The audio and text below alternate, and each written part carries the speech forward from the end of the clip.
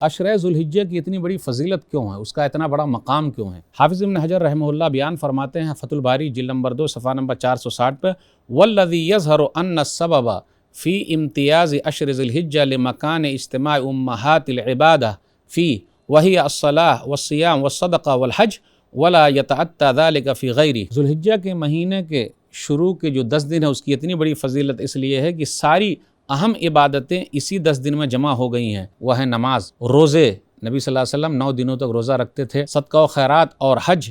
اس کے علاوہ کوئی اور مناسبت ایسی نہیں ہے جس میں یہ اہم عبادتیں ایک ساتھ جمع ہو جائے، اس لیے ان 10 دنوں کی بڑی فضیلت ہے۔ ھذا ما عندی واللہ اعلم بالصواب۔ مرسی ایجوکیشن سسٹم آپ کے لیے، آپ کے اہل خانہ کے لیے، لڑکیوں کے لیے، بزرگ خواتین کے لیے، معصوم بچوں کے لیے بہترین عالمی سطح کا تعلیمی نظام لا رہا ہے۔ عقیدہ، دین، فقہ، تجوید، ایسے اسلام کی بنیادی بہترین تعلیمات سکھائے جائیں گے۔ لہٰذا آپ اپنے بچوں کو، گھر کی خواتین کو ضرور اس پروگرام میں شریک کروائیں۔